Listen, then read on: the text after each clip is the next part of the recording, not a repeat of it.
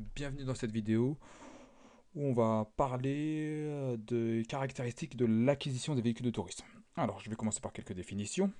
Le véhicule de tourisme est un véhicule limité en poids et en nombre de passagers. C'est un véhicule motorisé à 4 roues qui doit permettre le transport jusqu'à 9 personnes. Son poids total ne doit pas dépasser les 3,5 tonnes. Exemple de véhicule de tourisme, une berline, une citadine. Il faut le distinguer du véhicule utilitaire qui lui a des fonctions bien différentes dans la mesure où il a une utilité plus professionnelle. Alors, par exemple, un fourgon, une camionnette, un camion. Alors, d'après surtout la définition du véhicule de tourisme, ça paraît compliqué, vous inquiétez pas. Lorsque vous serez en examen ou en contrôle, ça sera facile de distinguer le véhicule de tourisme. Par exemple, si vous, ici, moi, je prends un exemple d'une 308, on sait tous que c'est un véhicule de tourisme. Et si, par exemple, on veut vous montrer que c'est un véhicule utilitaire, on va prendre plutôt l'exemple d'un fourgon, d'une camionnette, etc., etc.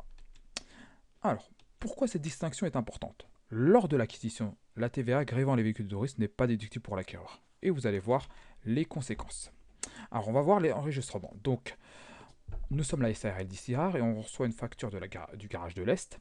Alors, on a acheté une Peugeot 308, prix de bas 15 000 euros. Les options sont de 500 euros. Les frais de mise à disposition 300 euros. La TVA à 20% est de 3 160 euros, ce qui nous fait un total TTC de 18 960 euros. Et donc, la carte grise est de 208 euros, ce qui nous fait un net à payer de 19 168 euros.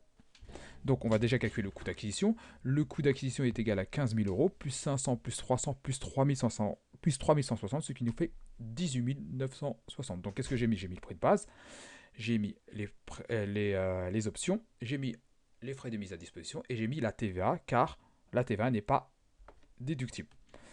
Par contre, je n'ai pas mis la carte grise, puisque la carte grise, on va l'enregistrer en 6354.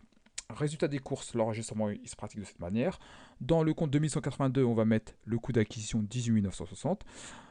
Dans le compte 6354, on va mettre les droits d'enregistrement, la carte grise pour 208 euros. Il n'y a pas de TVA sur la carte grise.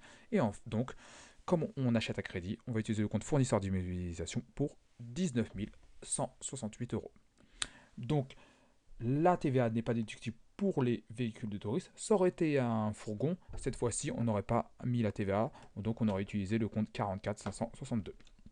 Voilà, j'espère que cette vidéo vous a plu. Et donc, je vous dis à bientôt.